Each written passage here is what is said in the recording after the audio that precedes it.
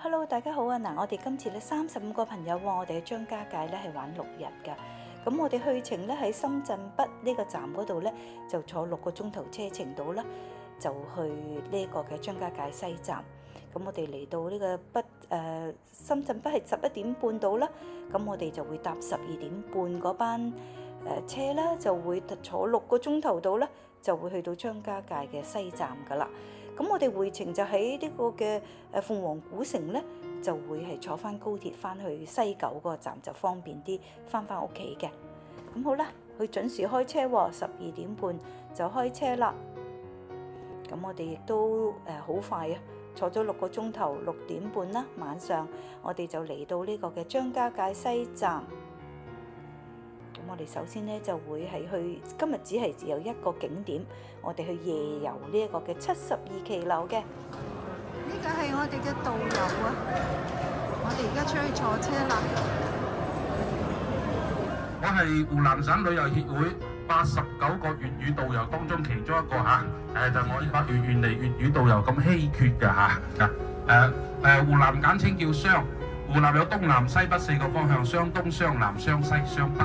湖南最發達嘅地方就係東邊，湘東就係長沙、湘潭、呢個株洲，咁就係我哋湖南嘅東邊㗎。咁呢個地方係西邊，所以呢個地方叫湘西。咁北邊咧係我哋湖南嘅北邊咧，我哋湖南嘅地名嘅由來。湖南有個城，呢個北邊有個城市叫岳陽。岳陽你未聽過咧，你一定會聽過有個地方叫洞庭湖。洞庭湖嘅南邊就係湖南啊。咁嗱，我哋右手邊咁多位陣間我哋要去嘅地方，我哋嘅目的地呢個地方就係我哋陣間要去嘅72騎樓。我哋依家部車駛入停車場，咁我哋會喺呢個72騎樓嘅索溪山寨食晚飯。食完晚飯我哋再玩呢個地方，咁多位明白嗎嚇？所以咧我哋陣間會參觀有72騎樓，呢個新嘢嚟㗎，唔係舊嘢嚟㗎嚇。呢個新嘢嚟嘅，所以以前你嚟嘅時候咧，10年前你哋係冇見到有呢個咁嘅地方嘅。2020年先起好，一起好嘅時候咧，又啱好疫情就嚟啦，所以就等咗幾年嘅時間，先至依家咧正式向對外開放。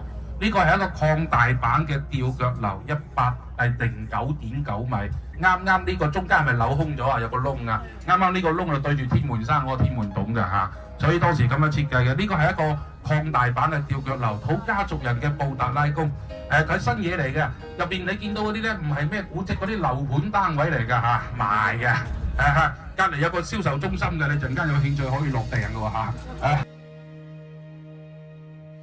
聽見冬天的離開，我在某年某月醒過來，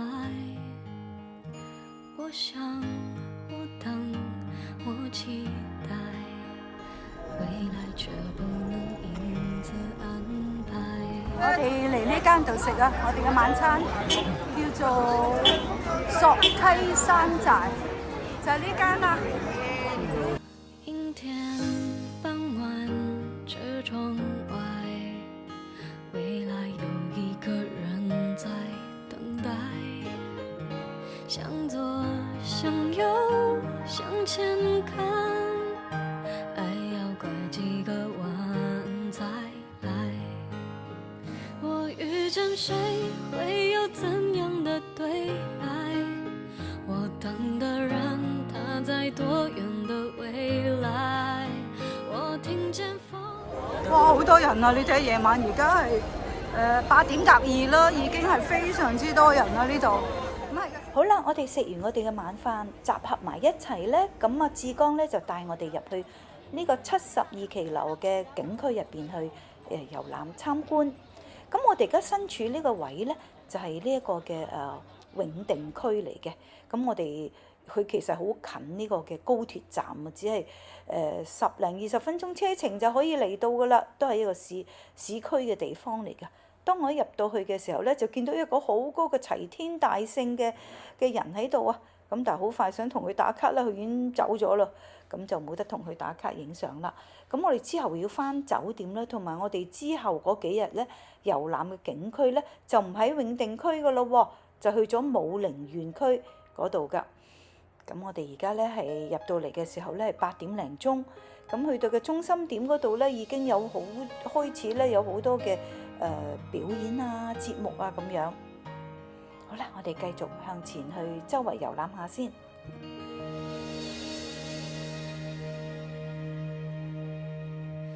聽見冬天的離開，我在某年某月醒過來，我想，我等，我期待，未來卻不能因此安排。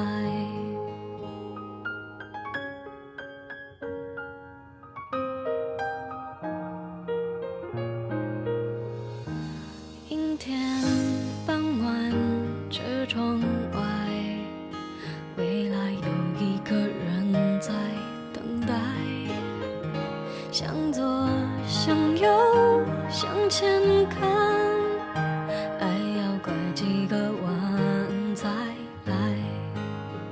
我遇見誰會有怎樣的對白？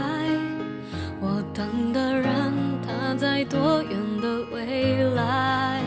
我聽見風來自地鐵和人海，我排着隊拿着愛的號碼牌。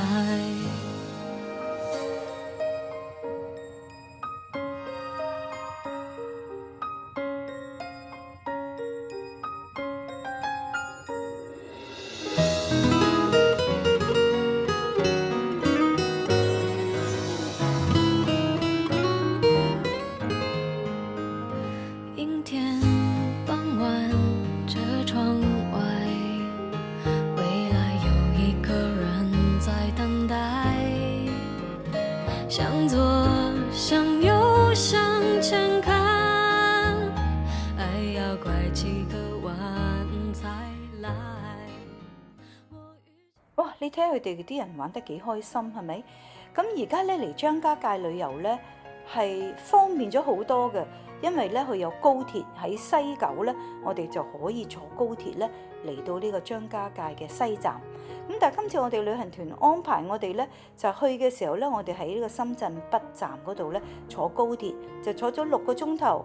咁但係我哋走嘅回程咧就會直接咧由呢一個嘅鳳凰古城嗰度咧。鳳凰古城嗰度咧就坐翻呢個高鐵翻去西九嘅。咁我哋其實咧，我哋今日係12點半啦，好準時啊，就喺呢一個嘅深圳北站嗰度開車，開咗6個鐘頭到啦。我哋6點半就嚟到呢一個嘅張家界西站。咁我哋首先咧就會坐15分鐘嘅車程到咧，就嚟咗呢個嘅72騎樓呢度食咗我哋嘅晚飯。咁到8點3到啦，我哋就入嚟景區。而家我喺呢度遊覽啦。咁呢個真係都嚟到都覺得幾震撼嘅，特別夜晚睇咧，係佢啲燈光咧不同嘅顏色咧，係映照住呢個嘅72騎樓啊。咁咧我自己最中意係粉紅色嗰個顏色嘅。嗱，你睇幾多人，個個咧都圍住去睇嗰啲表演啊咁樣。咁我哋都好好，因為個天氣好好啊，21度咁樣，所以咧我哋就行起嚟就比較舒服啦。咁整座呢個建築咧都好似懸浮喺空中咁喎，咁你感覺到咧非常之好奇幻，覺得佢好得意啦！你睇啲人多到好多人啊，咁都喺度圍住係睇表演嘅咁樣。咁好啦，咁我呢度咧周圍都好多食肆啊，係街道啊，周圍都可以俾你去周圍去遊覽欣賞嘅。咁個騎樓其實嘅面積佔地咧係只係大約有10% 嘅啫，其他嘅地方咧都係做咗啲各式各樣嘅酒吧啊、餐館啊、街頭美食啊咁樣。咁每晚咧通常係7點過後咧，啲燈光咧就會好璀璨咁開着咗噶啦。咁咧，所以咧亦都有啲唔同類型嘅表演節目啦。咁你覺得好似置身於一個好特別嘅地方嘅感覺，咁亦都係值得嚟體驗下嘅。我覺得好啦，咁我繼續周圍去遊覽下先。聽見冬天的離開，我在某年某月醒過來，我想，我等，我期待。樓72期樓咧，呢個嘅洞咧，佢就係同呢個天門山嘅洞咧係互相呼應嘅喎，就係呢個洞啦。我嚟到呢一個嘅72期樓都覺得佢幾震撼，同埋都幾壯觀、幾靚嘅。咁特別夜晚啦咁樣。咁張家界多年嚟咧都被人認同為咧係奇山秀水、聞名天下嘅嚟遊山玩水嘅好嘅地方嚟嘅。咁因為近年咧佢積極發展佢夜經濟啊，咁所以喺2022年咧佢就係離開呢個高鐵張家界西站咧，大約坐車程係10零分鐘車程就嚟到噶啦。因為咧佢個 location 好好啊，喺呢個市區嘅中心，好多時候都會經過都會見到呢個72期樓噶啦。咁亦都因為佢開設咗呢個網紅景點72期樓之後咧，咁呢度咧以前咧人哋話去張家界最主要都睇山睇水咁樣。佢話白天看山頭，晚上抱枕頭，即係晚上就冇咩特別嘅節目，你去遊覽下去玩噶啦。咁但係而家唔係啦，佢搖身一變成為一個繽紛嘅不夜城啊！我見到越夜越多人，好多人好開心，一家大細咧係嚟到呢度玩，咁又有好多嘢食啊，有食街啊，有表演啊，啲人可以一齊跳舞啊咁樣，咁都好開心嘅。呢個景區用咗人民幣10億去打造建造而成嘅。咁我哋嗱喺後邊嗰度咧有個窿窿，係咪？呢個騎樓嘅吊腳樓嗰度呢個窿窿咧就係佢係嘅高度咧，呢個門洞嘅高度係有38米，而闊係28米。咁剛剛好咧，就同1000米以外嘅張家界另外一個大熱景點天門山嘅天門洞咧係遙相呼應㗎。咁所以咧係去到張家界去探訪呢個天門山同埋天子山呢個阿凡達嘅楓林園形景區咧，亦都夜晚咧就可以嚟呢度夜繽紛啊！所以有另外嘅説話講啦，白天看山頭，晚上逛騎樓，就唔係話晚上抱枕頭啦。咁而家有另外一個嘅講法噶咯喎。聽見冬天的離開，我在某年某月醒過來，我想我等我期待，未來卻不能因此安排。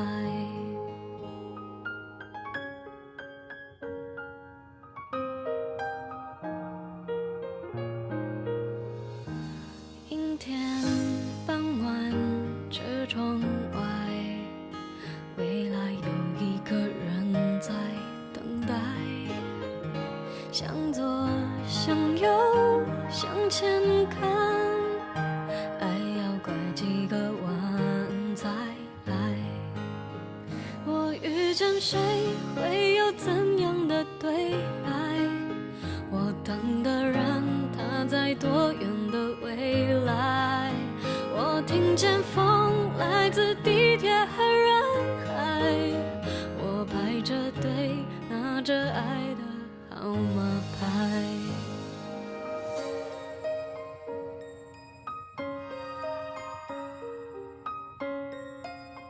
呢間叫做狀元樓啊，成間有好多藏書啊喺入邊，啱啱睇完呢間。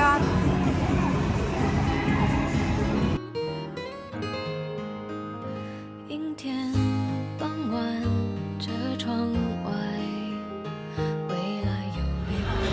好啦，我哋走啦，而家9點走啦。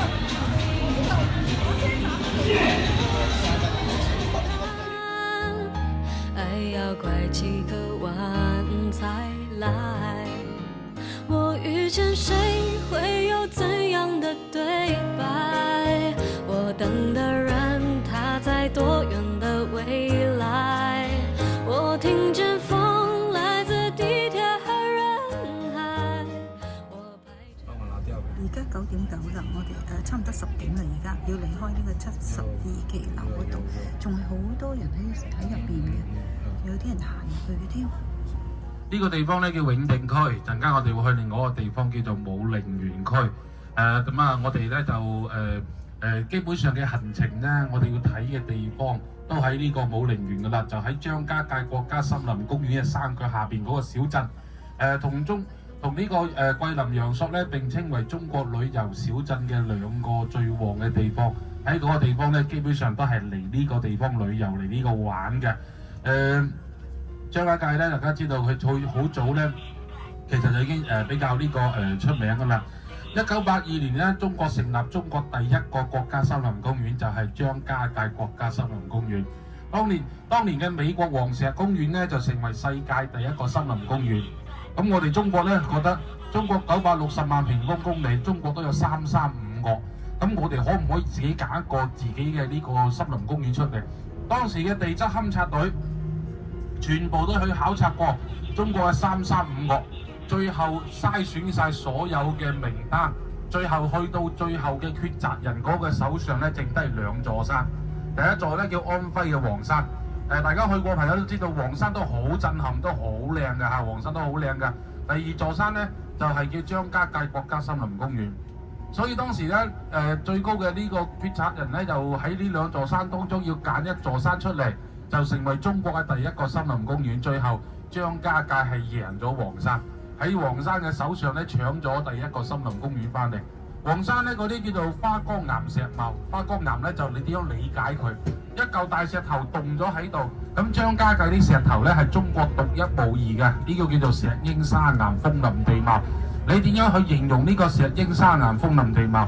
你就想像下一支毛筆，又長又直嘅，就插喺大地嘅，就有好多支毛筆插喺地下。所以呢個呢，而且嗰支毛筆好似俾人攞住張刀斬到傷痕累累，一近一近咁樣嘅，呢個叫做張家界地貌。所以張家界呢，利用自己獨一無二嘅自身優勢，成為咗中國第一個森林公園。82年中國有森林公園啦，但係呢，當時82年嚟嘅時候呢，好多都係呢個外國人同埋香港、澳門人嚟嘅啫。09年中國第一條高鐵武廣高鐵一開。咁當時咧就利用呢條高鐵嘅呢個叫做方便之餘咧，就嚟到我哋張家界呢個地方。但係真正令到張家界走向世界舞台，令到好多人都認識呢個地方咧，就係嗰部電影《阿凡達》。大家睇過《阿凡達》朋友仲記唔記得？潘多拉星球好多懸空漂浮嘅山，嗰啲景咧就取自張家界入邊有一條柱，嗰條石柱，嗰條柱叫藍天一柱，將上半段咧浮咗喺度，下半段咧將佢截咗。呢啲電腦合成咧將佢截咗，就剩低上半段浮咗喺度，係最早潘多拉星球嘅懸浮山嘅呢個圓形嗰個地方。當時咧令到好多人咧就覺得，潘多拉星球取景嘅地方就係喺張家界國家森林公園，嗰條柱叫藍天一柱，就吸引住好多人嚟啦。